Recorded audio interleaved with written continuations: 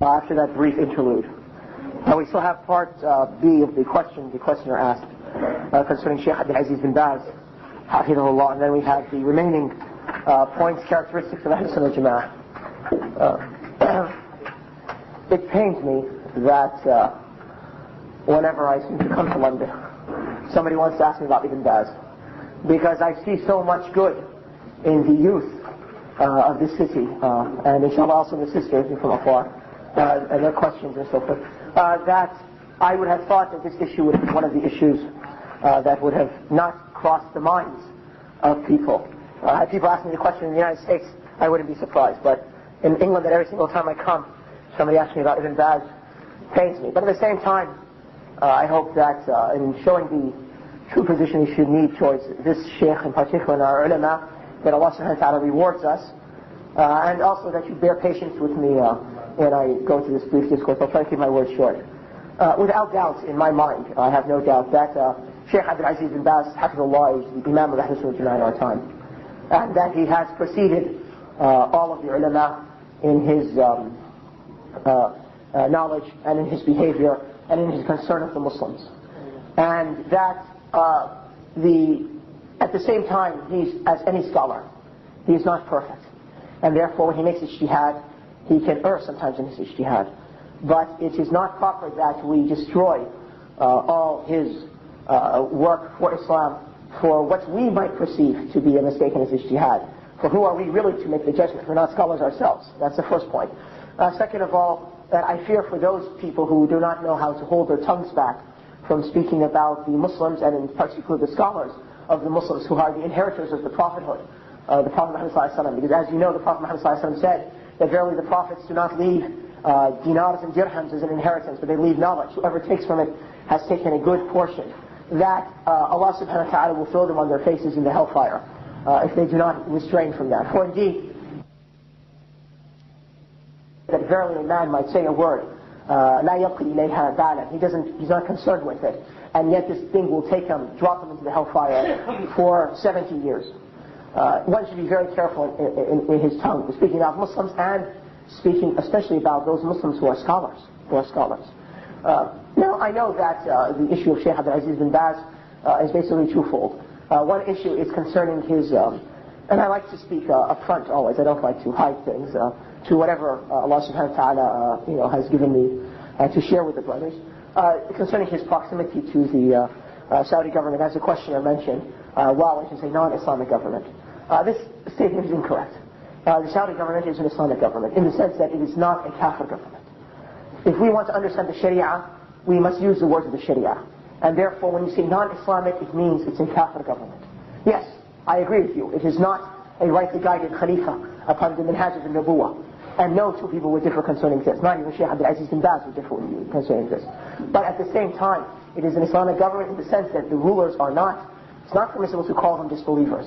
Because they uphold the Sharia, and they say to the Sharia, they do much good works for Islam. And what they do, which is incorrect, it's for the scholars to give them nasihah, and for the Muslims to pray that they become righteous and so forth. And for us to know that Allah subhanahu wa ta'ala, if we feel that we have suffered from any of their mismanagement of the resources of the Muslims, or any things that they've done wrong, that it's because of our sins. For we know the story that when Ali ibn Abi Talib was approached by a Bedouin on the battle of Siffin, and he was asked, why is it that during the Khilafah of Abu Bakr and Umar, there was no civil strife between the Muslims, and yet when you took charge of the affairs, all this warfare is now occurring between you and Muawiyah? Ali replied to him, because in the time of Abu Bakr and Umar, they were ruling men, leading men like me, and in our time I'm leading men like you. So, the loss of the righteousness of a society or a government is a reflection of that society itself. The rulers of any country did not just drop from the moon or from Mars or anything like that. They are part and parcel of that society which they were raised, and therefore the sinfulness and the staying away from the commandments of Allah which is in the society has reflected why our Muslim societies have such corruption in the governments and mismanagement and so forth. But yet that doesn't mean that we will say, because we're from Ahlus-Sunnah Jama'ah, we do not we don't make an ihtijaz bil qadr for the ma'asi. We do not say because this Allah has decreed such that He puts rulers of the caliber of the people, and therefore we'll just sit back and accept that. No. we have to change it. But changing it doesn't just mean criticizing the rulers. It also means changing the people who those rulers have come forth from. You see, I mean, you might imagine that in those secular countries, a lot of Muslims accept secularism as a way of life. And even a lot of the du'at, if you look at some of their writings and teachings to Islam, even though they call for ruling by the Sharia, in many aspects they have some type of secularism in their thoughts. And this is well known. So, we must then therefore balance our criticism with a acknowledgement of what the situation exists. Okay, that's one point. The second point, therefore, is concerning concerning Sheikh Abdul Aziz's fatwa concerning the Gulf War. And this is probably the thing which spurred most of the criticism. I mean, you should know that this was a fitna. And the ulama of Ahlus-Sunnah Jama'ah differ concerning this fitna. I mean, Sheikh Nasser gave one fatwa, Sheikh Abdul Aziz and others gave another fatwa. And in both cases, they were weighing the evils of the situation. Because from the rules of the Sharia is that that matter which it causes greater evil. If there are two evils, you take the matter which is of less evil. If two evils are in front, you take the matter which is of less evil. This is one of the rules of the Sharia. So they differed in trying to see which was a greater evil. Bringing the Christians and the disbelieving forces, or checking Saddam Hussein with what they could do with their own muster and their own abilities. In any case, who is to know what would have happened if they didn't bring the Americans? I mean, now, if we were to say that the correct fatwa was the fatwa not to bring the Americans and the others, do we really know what would have been the outcome had they not brought the Americans? That it would have resulted in better, good, and not a greater evil? I mean, can any of us, in all certainty, stand up and say in front of Allah, I am certain, I have no doubt? No, it's just run. It's just a supposition based upon one's knowledge of the affairs of mankind and knowledge of the Sharia. And since most of us are not scholars, and are not even scholars concerning politics, concerning of knowing the movements of countries and the political situation and so forth, therefore it's mere guesswork for most of us. Okay, so even if you're to feel your heart inclined to another fatwa, there's no guarantee that your fatwa, that your heart is inclined to, is the truth in the matter. Just like you cannot be certain that the fatwa which was taken was the correct matter. And furthermore, the issue is over, and it was a fitna which occurred among the Muslims, and this fitna occurred because of our sins. And therefore it's good to try to close this chapter, ugly chapter of Islamic history, and put it behind us, and try to work towards correcting that. And always, we know from the principles of Ahlus-Sunnah Jama'ah, the belief of Qadr, that there's nothing purely evil. That even when there's something evil, there's always some good in that. For instance, they give an example that had it not been for the sinful people and the disbelievers on earth, then those acts of worship which we engage in, from jihad and commanding good and forbidding evil and da'wah and so forth, we would not be able to engage in it. And so therefore, even if they're evil, there's good for us in the sense that we can do those acts of worship which Allah loves to see us struggle in our faith. So there's nothing purely evil. But those are just a few remarks concerning such. As far as Ibn Baz himself, I ask each and one of you to go visit him. And you will find him to be different than what you imagine. But you will find him to be truly an Imam Ahlus-Sunnah Jama'ah. I count as among one of the great blessings that Allah subhanahu wa ta'ala granted me, that I had the ability to meet with him and stay with him for some time. And just to give you an example, I mean, something that somebody told me that I myself spoke with him and concerning it. An issue occurred that we had one of our brothers who was working in a military, not military, but in a company which has defense contracts with the United States government.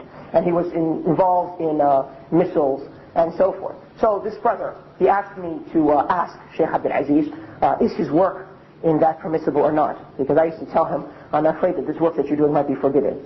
At the same time, he was saying, well, that by him learning this knowledge, he has an ability to get this knowledge for the Muslims.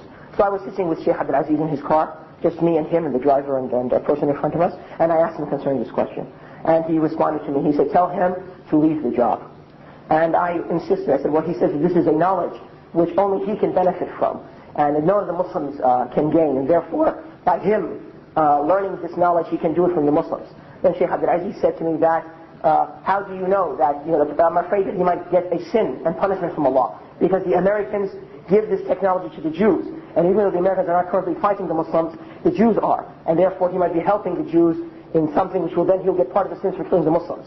And then I kept on pressing Sheikh Abdul Aziz, and he said, listen, when there comes a Muslim country which can use that type of technology in a way that jihad, then we'll ask your brother to learn it for us. So, I mean, this shows that the man, not only he had a concern for the welfare of a Muslim and so forth, but also he had a knowledge of the Islamic world.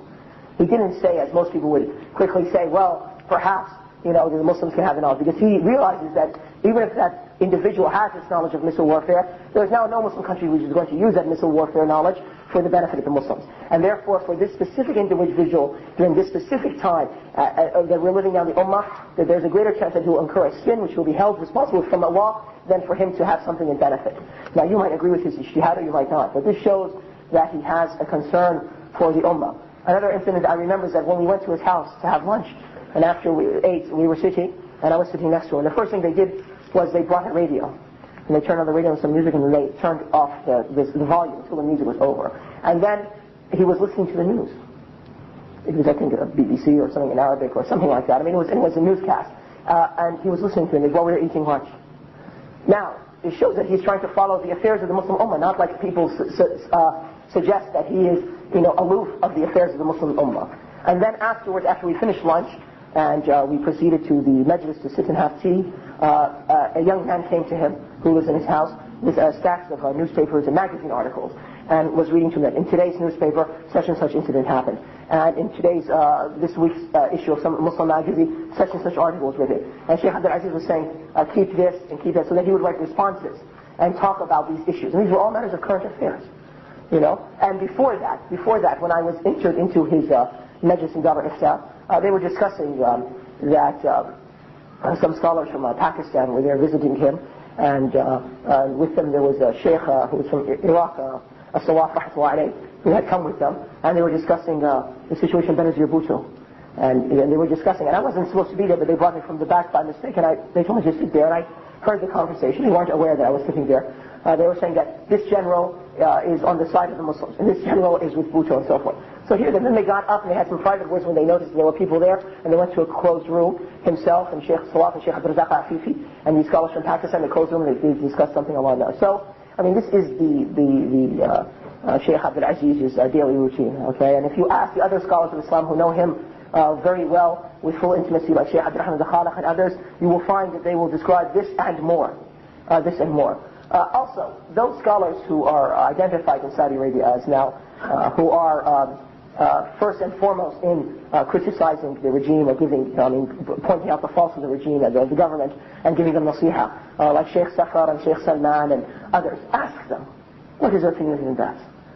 When you ask Sheikh Safar who was the one who benefited from him, say my teachers are three: Sheikh al-Shafiqi rahmatullah alayh, Abdul Muhsin al-Abbad, and Sheikh Abdul Aziz bin Baz. And this is well known. Ask them. And Sheikh Safar has a bunch of cassettes just bringing out the best of the fatwas of Ibn Baz concerning political matters.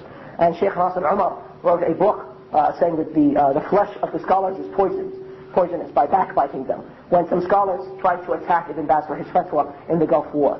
So I mean, these are the scholars who now are identified with speaking out in Saudi Arabia, speaking about against Saudi regime. And each and one of them will never say a single word against Ibn Baz, but will concur that Ibn Baz is the Imam of Ahlus-Sunnah Jama'ah, not just the Imam of the leading scholars of Saudi Arabia, but of all Ahlus-Sunnah Jama'ah, and they all said that we're from his students, and any good we have, we gained it from him.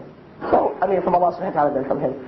So, I mean, this is a reality that many people are unaware of, and Shaitan fools them that they attack the ulama of Islam, and this is not from the guidance of Ahlus-Sunnah Jama'ah, but this is the guidance of people who want to throw themselves in the hellfire on their faces. And, I mean, I have no doubts about that, and if anybody has any doubts concerning Sheikh Abdul Aziz bin Baz, go visit him.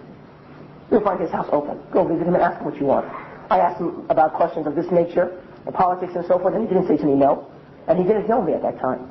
I mean, he had no idea who I was. I was just a person. I saw him in the masjid. I was in Riyadh. I said, Sheikh Abdul Aziz, I've come from the United States. Can I ask you some questions? He said, come and visit me. Then I asked him some questions, and then he said, come to my house and have lunch. He neither knew me, he neither have any, benefit he's going to gain from me or anything like that. So this shows his humbleness and his concern for Islam. So, I mean, these people, we ask Allah subhanahu wa ta'ala to guide us all. And with this, of course, Sheikh Abdul Aziz, even though my belief that he's the Imam of Ahlus-Sunnah Jama'ah in his time, he's not ma'soom, and he's a scholar, he makes mistakes, and he's a man, he sins and so forth. However, though, it's not for us to judge. But the other ulama, when they write rujood, refutations from the book of Allah and the Sunnah of the Prophet ﷺ, according to the understanding of the Salaf, criticize his arguments and proofs, and there's no problem, inshallah ta'ala, in that. And Allah subhanahu wa ta'ala knows best. So with that talk, we want to come back to what the subject is, which is the characteristics of Ahlus-Sunnah Jama'ah. And we mentioned that they may be summarized in the point that they are following the truth and they are merciful with the creation. Okay? And also, we mentioned 7 points, which there's no reason to repeat them now because we don't have much time. We come down to the 8th characteristic, which is that, and this is really 5 points you can say, that they do da'wah to Allah according to the way, the manhaj of the Anbiya, the prophets. And they command al-ma'ruf, which is whatever the Sharia orders or whatever reason orders as being good, and they prohibit the evil, the munkar, according to what, which is whatever the Sharia condemns as evil or whatever reasons indicate that it's evil, according to the regulations of the Sharia. And they commit jihad in the path of Allah to make the word of Allah supreme. And they revive the sunnah, and they work towards renewing the religion.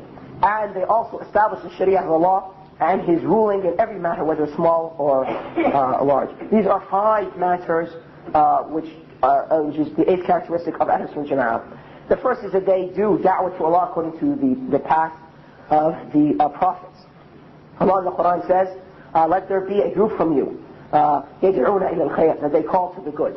And also He has said, وَمَنْ أَحْسَنُ قَوْلًا, who is better, more fair in speaking, who calls to Allah and does a righteous action, so there's the knowledge in the action, and says, I am from the Muslims. And likewise, Allah subhanahu wa ta'ala told the Prophet Muhammad to tell mankind, قُلْ هَذِهِ سَبِيلِي, say, this is my path. أَدْعُوا إِلَى اللَّهِ عَلَى بَصِيرًا, I call unto Allah with knowledge, I and whoever follows me. And Allah subhanahu wa ta'ala said in the Quran, a call to the Lord, to the path of your Lord, ادعوا لسبيل ربك بالحكمة والموعظة الحسنة وجادلهم بالتي هي أحسن, and with fair preaching and argue with them in the matter which is best.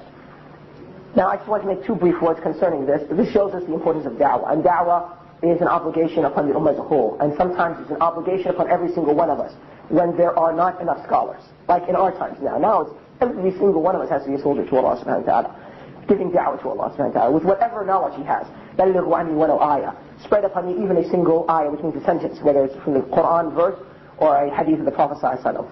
None of us should feel shy to give da'wah, saying I'm not a scholar, because we're in a time of great ignorance, so everybody has to give da'wah. However though, to the extent of his knowledge. One should not talk about that he does not know. One should not interpret the Quran or the Sunnah and he has no knowledge, but rather if he knows something, he's learned something from the Quran and the Sunnah with the interpretation, he must give it. And I think every single one of you, if every single one of us in this room, male or female, took one Muslim youth and taught them how to pray and how to make wudu, that'd be great good in that. If every single one of us who knows Surah Al-Fatiha and can recite it properly, taught one new Muslim who enters into the religion of Islam, or one child, how to recite Surah Al-Fatiha, that'd have great good in it. So this is what we're saying by da'wah. Yes, for those of you who, mashallah, tabarakallah, have gone overseas and who have memorized the Quran or have know some portions of the Quran or know tajweed or have studied with the ulama, wherever it is in the Islamic world, and they have more to share, then let them stand forward and share that. And for those of us who just have some basics of Islam, then we should share those basics of Islam with what we can and the people in need, with nice manners and so forth. The other statement or point I want to make is that we say da'wah according to the manhaj of the Anbiya, the program of the prophets. Because Allah subhanahu wa ta'ala, the true da'is are the prophets of Allah subhanahu wa ta'ala. And the best way to know their manhaj is by reading their stories in the Quran. Allah subhanahu wa ta'ala did not mention the stories in detail of Nuh and Musa and Ibrahim and Isa ibn Maryam and also the seerah of the Prophet Muhammad sallallahu alaihi wasallam, except that we may learn from this how to give da'wah to mankind. And that is why the true da'is are the ulama, the scholars. Some of the youth who are in Islamic movements make a distinction between scholars and da'is. They say, well, this brother so-and-so who's, because he's politically active, he's a da'i. And this person, if he's a scholar, they say, well, he's a scholar, he's an alim. This is ignorance. These true da'is are the scholars. Because Islam is not, as some people imagine, just a few political matters, but it is everything. You see what I'm saying? Coming from, as the Prophet ﷺ said, Iman is more than 70 branches, the highest of which is to say La ilaha illallah, that's your aqidah, and the least of which is to remove something harmful from the road. This is all part of giving da'wah to all of Islam. I mean, we said we enter into Islam fully, we believe in all the scripture, in all the revelation of the third characteristic. And also I'd like to mention that the aims of da'wah are 4. The first one is to make a righteous Muslim, which is the Muslim who's upon tawheed and ittiba and tazkiyah, okay, which I think you're familiar with these terms. And the second aim is to make a righteous society, one that is upon tawheed and ittiba and tazkiyah, And the third aim is to establish the proofs against those people who who oppose the da'wah of Allah subhanahu wa ta'ala, whether they oppose it in major matters like in Tawheed or in minor matters. Okay? And likewise, the fourth aim is to establish an Islamic society. The fourth aim, is to clear oneself from the duty which Allah subhanahu wa ta'ala might ask, like in the hadith of Prophet ﷺ, that whoever has knowledge and doesn't spread it, Allah subhanahu wa ta'ala will bridle him with the hellfire on the day of judgment, and cover his mouth with the hellfire on the day of judgment. So these are the four aims of da'wah: to make a righteous Muslim, to make a righteous society, establish an Islamic government and so forth, to establish the proofs against the creation so they have no excuse with Allah on the day of judgment, and also to absolve oneself from any responsibility in front of Allah on the day of judgment. Now, when you give da'wah, you're going to achieve always half of your aims, because guiding a person is up to Allah subhanahu wa ta'ala. We know from the hadith of Prophet ﷺ that he informed us that there will come prophets on the day of judgment who will have nobody following them, and some will have one or two men following them, and some will have a few men following them. So these are prophets of Allah. And look at the Prophet Noah alayhi salam, who was the first messenger sent to mankind. 950 years just about Tawheed. And yet, who believed in him? Allah says in the Quran, just a few people believed in him. So, the guidance of a person is in Allah's hands. إِنَّكَ لَا تَهْدِي مَنْ أَحْبَبْتَ. You do not guide whom you love, but Allah guides whoever He wants to. And likewise, establishing an Islamic society is upon Allah subhanahu wa ta'ala. Because Allah subhanahu wa ta'ala makes tamkeen upon the earth. He's the one who puts the believers in charge. Look at the Prophet Musa alayhi salam, whose ummah is the greatest ummah after the Prophet Muhammad sallallahu alayhi wa sallam. The proof is that when the Prophet sallallahu alayhi wa sallam saw the ummah of Musa filling the horizon, he said, I thought this was my ummah. And yet, when Musa told his people, his companions from the children of Israel, Bani Israel, to come and make jihad with him against the Philistines, who were the mushriks, those people in Palestine, what did they say? You and your Lord go and fight. And Musa died not establishing an Islamic state. So, therefore, this quality is in Allah subhanahu wa ta'ala's hands. The only one who established a state and fulfilled Islam's nufus was the Prophet Muhammad sallallahu alaihi wasallam. The other prophets, if you look at their seerah, they didn't establish. The third characteristic is that you apply the proofs against mankind, which is the purpose of the message. As Allah says in Surah An-Nisa, so that mankind will have no excuse with Allah after the prophets. And as the Prophet Muhammad sallallahu alaihi wasallam said in the hadith of Sahih Muslim, that any Jew or Christian from this ummah, meaning from those Jews and Christians who lived after the Prophet Muhammad sallallahu alaihi wasallam, who dies not believing in me and what I've been sent with, they accept that he'll be a disbeliever. And he accepted that he'll be in the hellfire.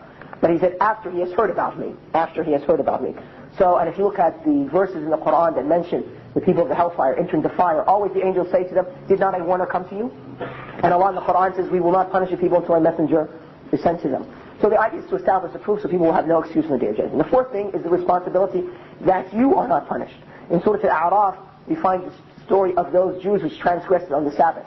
Some Jews said to them, why do you want to warn at people, those who were transgressing the Sabbath, and Allah subhanahu wa ta'ala will destroy them. They said, ma'adiratan, that we were seeking excuse with Allah subhanahu wa ta'ala, that we don't get held responsible for not telling them. And that perhaps they might be guided. Do you not see that Allah subhanahu wa ta'ala sent Musa and Harun to Fir'aun, even though Allah knew that Fir'aun was going to die upon kufr? He didn't say, well, it was like a waste of time, but you know that as part of establishing the proof and also as part of teaching those who come after him that they should go, even in the most disbelieving of people, and try to give them da'wah so that you have no responsibility for their judgment, and also to establish the proof against those people. So therefore we should never feel despair in giving da'wah. That, I've been talking about Tawheed now for 2 years, 10 years, 20 years, and nobody has responded. We haven't made an Islamic state. No Christian has become a Muslim in my hand. No. You should not feel despair, because you have at least achieved, inshallah ta'ala, 2 of your aims. That you have absolved yourself in front of Allah subhanahu wa ta'ala on the day of judgment from any responsibility. And the second aim is that you've established the proof against those people who rejected the message. And as far as the other 2 matters, they're in Allah's hands. Allah, for a great wisdom which is with Him, did not allow those things to occur. That these people become Muslims, or righteous Muslims, or that these states is established and so forth. And therefore, we should not feel angered because of that. Yes, we want Allah subhanahu wa ta'ala to bless us to the fullest blessing. But if Allah decrees for wisdom with Him, as Allah says on the Quran tells us, that they do not question Him what He does, but He asks them on the day of judgment what they did. The next point is that they command good and they forbid evil according to what the Sharia commands. Many people, they want to command good and forbid evil according to their desires. Or they want to command good and forbid evil in the wrong manner, it leads to a worse of an evil, like we were discussing the question of revolting against those rulers who are apostates, when a Muslim does not have enough strength to remove them. That's why the conditions add according to the rules of Sharia. And we should know that in changing any evil, 4 conditions must be met. The first condition is that you must be knowledgeable that this is an evil. I mean, you cannot, forbid something unless you know that it's an evil. I mean, like sometimes some brothers will take an issue which is a difference between the ulama in some matter of fiqh, in which the scholars have different concerning the authenticity of a hadith, for instance. Like, is it sunnah to come down on your hands first or on your knees first? There's a difference, a debate between the scholars classically in this issue. So they want to now forbid those people who come down on their knees first, or vice versa, or come down on their hands first. You cannot do that unless you know the arguments on both sides, if you want to forbid the evil. Now, if you want to command the good, and say, we found from the Sunnah of the Prophet ﷺ that this is the matter, that's one thing. But if you want to actually condemn and criticize, say this is wrong, you have to be then aware that this is truly an evil according to the Sharia, and aware of the arguments on both sides. The second characteristic is that your commandment of the evil should not result in a greater evil. For instance, we know the Sunnah of the Prophet ﷺ is that when a person prays and puts his left hand on his right hand, that you remove his right hand, you put it on top of his left hand, right? So if somebody wants to come down and see the person putting his left hand upon his right hand and slaps him on the back of the head, this will result in a greater evil. And therefore, even though what the person was doing was wrong, you cannot justify your action here because you've led to a greater evil. In the sense that you have gone over the boundary set by Allah. The third characteristic is that you cannot change an evil with an evil. Okay, because it's an evil to hit the person. And so therefore, you have now forbidden this evil with something which is forbidden itself. So therefore, you must not change an evil with an evil. And the fourth matter is that you should not be doing that evil yourself. That if you're going to forbid somebody, you should make sure, as we said, following of action with knowledge, that you yourself are not doing that sin or that incorrect deed. Now, the other matter is that I want to make sure that we understand that ma'ruf means whatever the Sharia has commanded, or aqal, or the reason points to it being as something which is good. And munkar means whatever the Sharia has forbidden, or reason points to which is being evil. So sometimes even though we might not have a specific hadith or ayah in the Quran showing that this is an evil thing, we can still determine that it's munkar or that it's ma'ruf because sound reasoning points to this being good or evil. Now we come to the third quality, and that is jihad to, and of course the proofs of commanding good and forbidding evil I think are well known to you. The proofs that encourage us in the Sharia to do this, that we should command good and forbid evil. You can find the places like in Riyadh al-Salihin or in other books of hadith, and ayahs in the Quran likewise. The third quality is that they wage jihad to make the word of Allah the highest. And the reason why we add this, the word of Allah the highest, because this should be the motivation of jihad. Jihad is not to show that you are courageous, or to defend your homeland, or to, because you have a lot of pent-up anger that you want to release, and you go and you make jihad. No. Jihad is to make the word of Allah subhanahu wa ta'ala supreme. And there are many verses in the Quran, and jihad will remain a duty until the day of judgment. As the Prophet ﷺ said, al-jihadu madin ila yawm al-qiyamah. That jihad will remain until the day of judgment. Now, jihad is of two types. Jihad to spread Islam, and this requires that we have an imam of the Muslims, which at this time we do not have. So there is an imam which represents the Muslims. We don't longer have that. And the second condition is jihad in self-defense, which means to check the attacks of the disbelievers, like what's happening in Bosnia, what's happening in the Philippines, in Kashmir, Afghanistan, previously, Tajikistan and elsewhere. This jihad does not require an imam. This jihad does not require that we have an imam, but rather this jihad will remain until the day of judgment. So whenever the disbelievers have attacked the Muslims, then the Muslims are required and are sinful until they check the disbelievers and remove them from the Muslim lands. And this is one of the basic rules of Ahlus-Sunnah Jama'ah concerning this. However, though, there is an understanding of jihad by some Islamic groups which is a false understanding of jihad, which they've innovated. And I'd like to spend some moments discussing this because, unfortunately, a lot of brothers, when they come across, or sisters, when they come across those verses or hadith of the Prophet ﷺ, which discuss jihad and its virtues and how great and numerous they are, they confuse this new concept or new methodology for jihad with those verses and those hadith.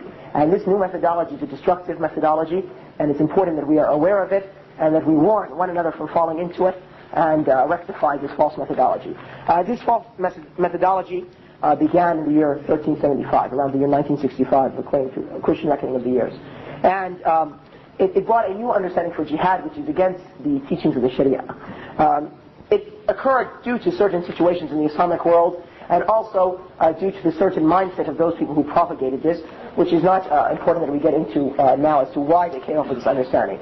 But the point is that around 1965, this new idea of jihad, concept of jihad, was introduced in the Muslim Ummah. This idea of jihad starts off with the assumption that the Islamic world are all now societies of Jahiliyyah, and therefore everybody within those societies are disbelievers, whether they're rulers or they're ruled. The reason why is because the Sharia is no longer predominant, and because the secular laws rule the people, and also you find much corruption and disobedience to Allah and His Prophet ﷺ in these societies. So therefore everybody, whether he's a ruler or being ruled, he is an apostate. Likewise, all the Islamic aspects that you find in those societies, whether they're schools or circles for memorizing the Quran or masajid or scholars, they're all symbols of hypocrisy, used to deceive the Muslims to perpetuate this Jahiliyyah system. They also consider, therefore, that the masajid ought to be for Masjid Dirar, and they consider that therefore you're not allowed to pray in these masajid, and that all the imams who teach or so forth, and they're in the awqaf, the different ministries of awqaf, are therefore all kuffar and so forth.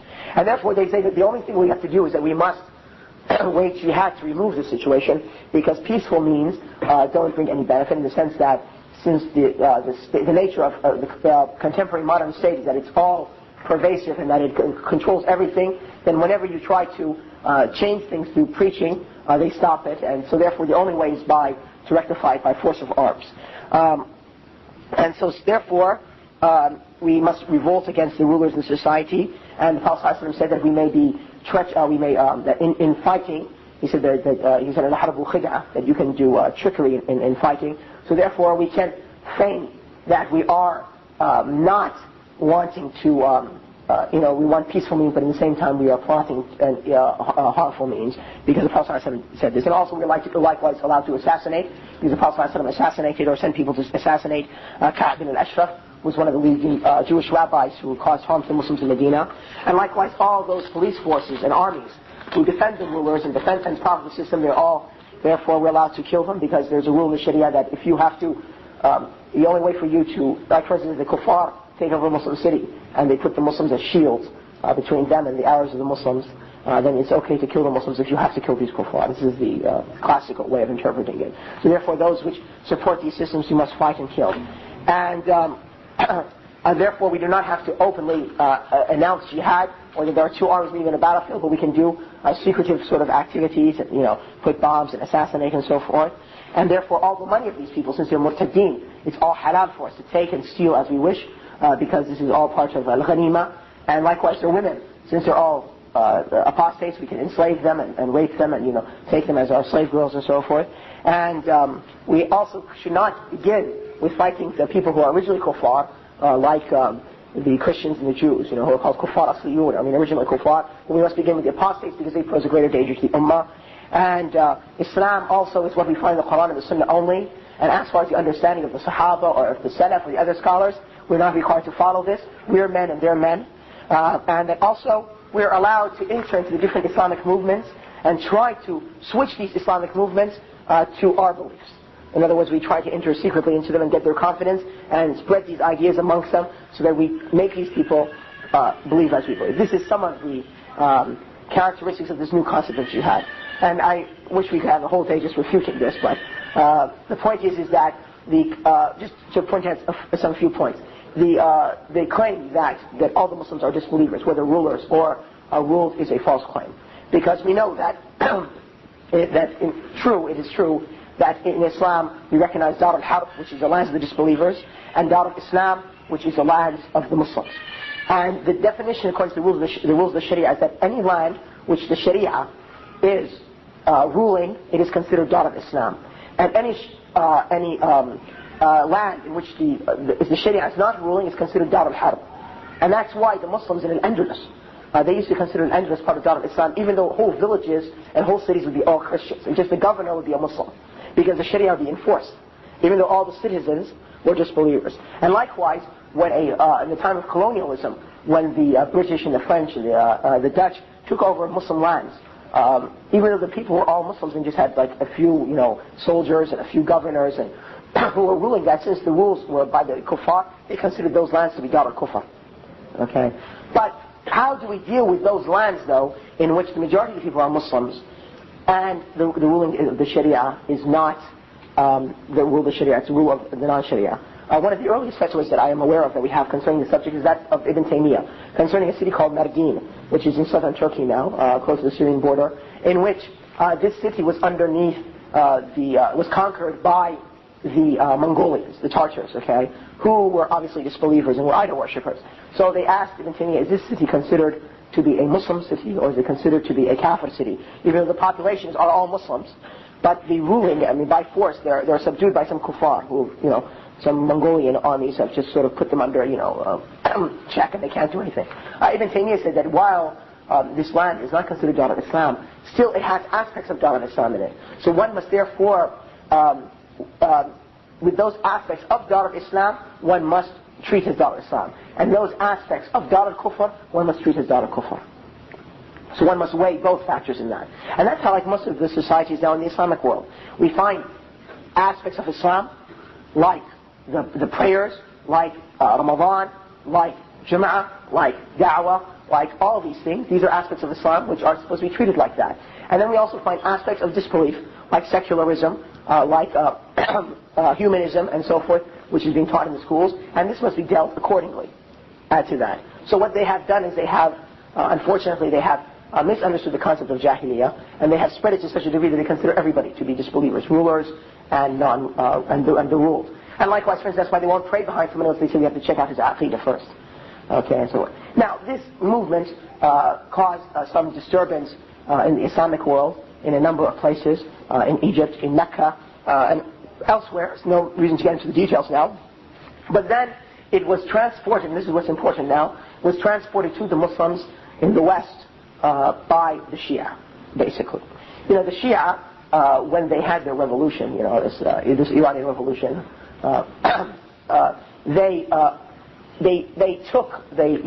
they tried to take advantage of these type of extreme groups who have these ideas, because they're useful tools against them. I mean, the Shia would play to their propaganda, because these groups, the Shia considered the Muslims in the Middle East to be kuffar, not because of those reasons, but because they're Sunnis, and therefore they consider them outside the fold of Islam. So they used to take those groups that have these type of ideas and spread it amongst the Muslims, and try to utilize and take advantage of these type of groups. And then these ideas, after the Shiite revolution in 78, started to slowly spread amongst many Muslim youth in the West. And it resulted in the great fitna of last year with the World Trade Center. And may Allah preserve you from a fitna similar to that in this country, where you had some Muslims who are ignorant of the teachings of Islam, tried to do something in the name of Islam which ended hurting Islam and hurting the Muslims. So my point is, because I have to continue with these lectures very quickly, that the rest points, that this understanding of jihad is a false understanding. And it is very important that we educate ourselves to the true meaning of jihad and the true manhaj of jihad according to the way of Ahlus-Sunnah Jama'ah, and not have in our minds a mixture of this false methodology which has appeared and spread in the Islamic world, and we must indeed warn against it.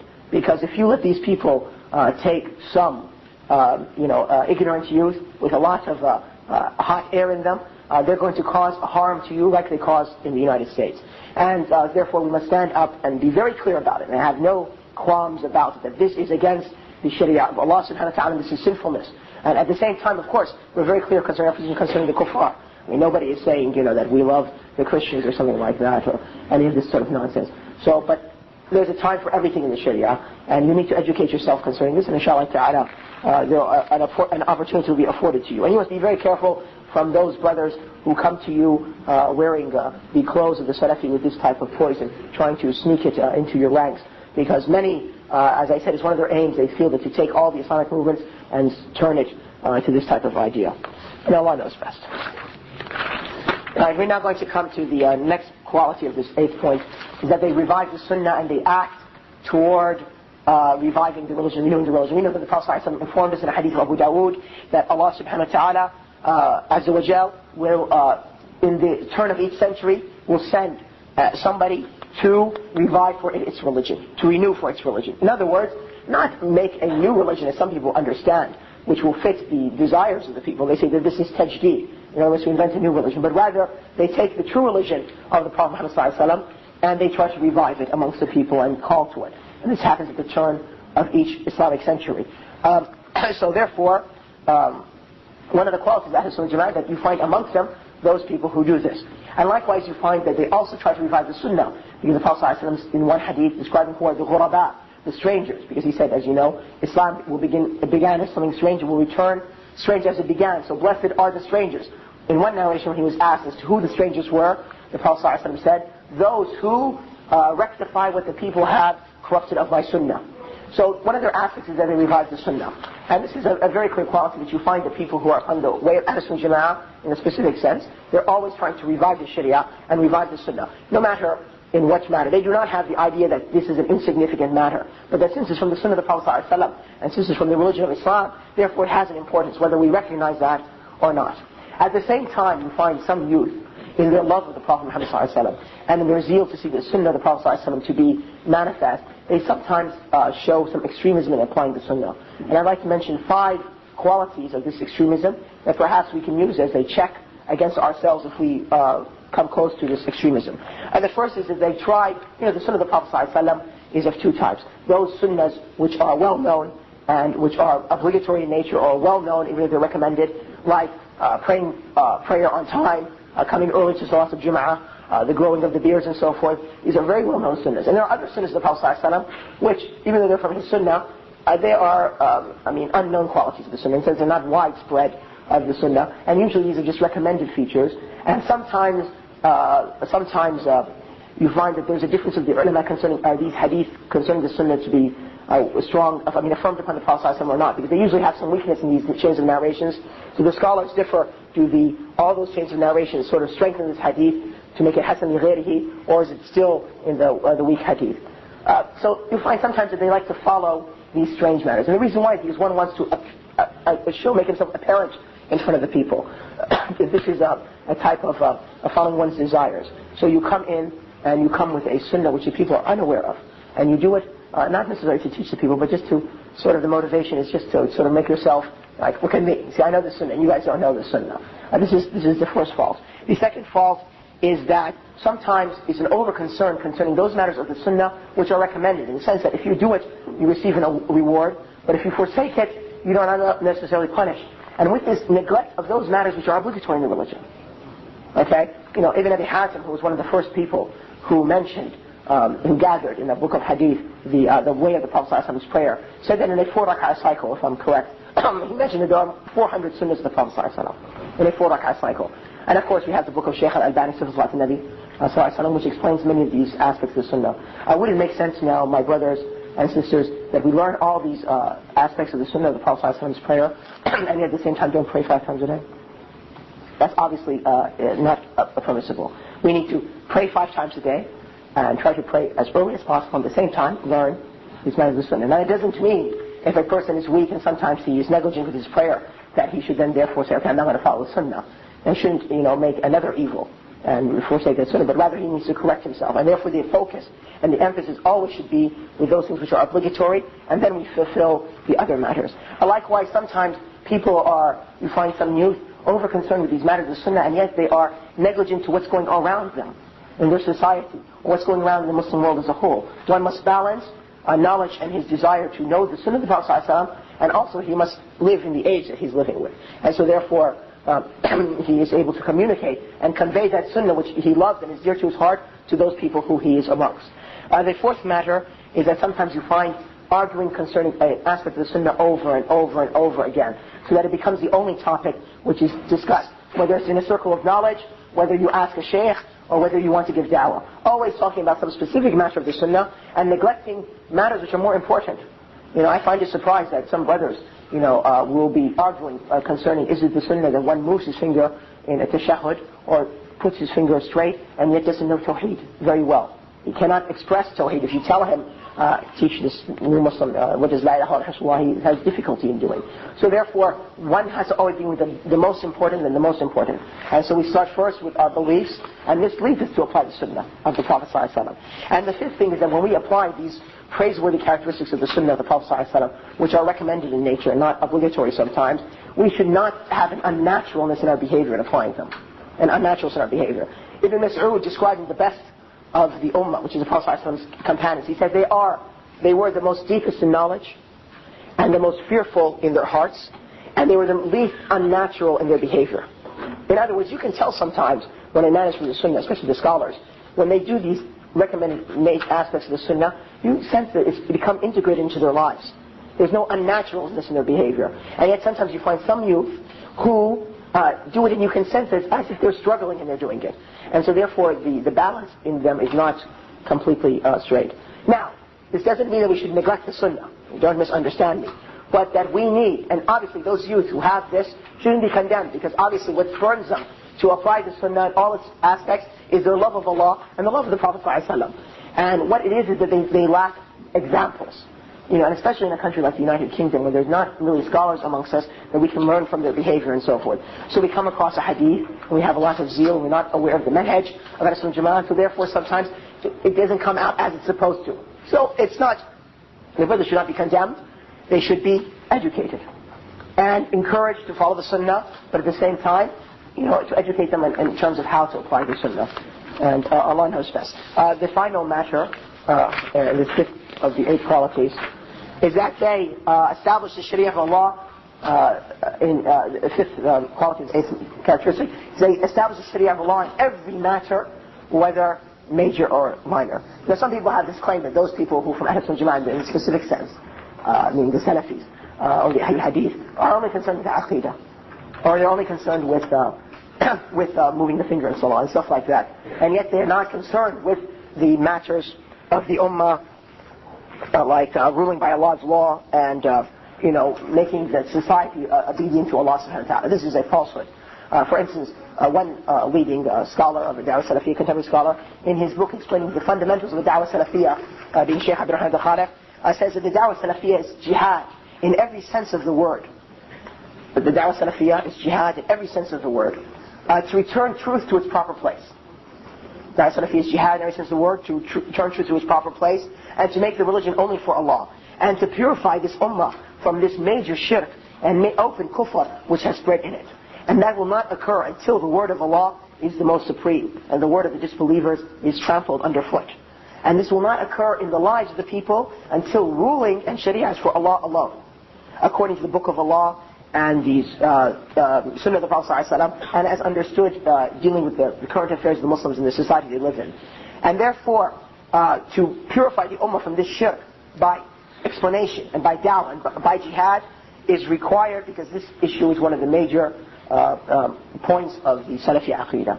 So this is the truth concerning the matter, that we are not negligent concerning the secular regimes and so forth. However, though, we are men of wisdom, and we know when the Muslims are able to do something and when they're not able to do something. But our beliefs are clear, and we mention our beliefs without any shyness to it. The 9th characteristic of Ahlus-Sunnah Jama'ah is that they have the quality of al-wasatiyah. Al-wasatiyah does not mean wasatiyah. Wasatiyah means that they occupy a midpoint, neither being on either extreme of the two extremes, but having the best qualities of each extreme. So therefore, in matters of belief, as I explained in the cassettes of Al-Aqidah Wasatiyah, they have occupy a middle point in matters of belief between the different sects, like between those who negate Allah's attributes and those who resemble Allah with a man, like those who charge a Muslim who makes a sin as a disbeliever, like the Khawarij, and those who say that faith, iman, is not impaired by sin, but a person, even how matter sinful he is perfect in faith. And likewise in their behavior, they do not face extremism with negligence. For instance, if we find people who are extreme in worship of Allah, or in da'wah, or in their just general behavior, we do not face this extremism with a negligence on our part. And likewise, when people are negligent, we do not face this with extremism on our part. But they are, as Allah has described them, وَكَذَلِكَ جَعَلْنَاكُمْ أُمَّةً وَسَطًا لِتَكُونُوا شُهَدَاءَ عَلَى النَّاسِ وَيَكُونَ الرَّسُولُ شَهِيدًا عَلَيْكُمْ. That they are a ummah which is wasat, which I said it means they occupy the middle position in these matters of belief and action and da'wah and behaviorism, not on any extreme, but having the truth which is on either extreme in them, that they may be witnesses against mankind, and that the Prophet ﷺ would be a witness against them. And some people misunderstand when we say that the characteristics of Ahlus-Sunnah Jama'ah is that they occupy this wasat. They understand this, that you must then therefore be compromising. And there's two different things.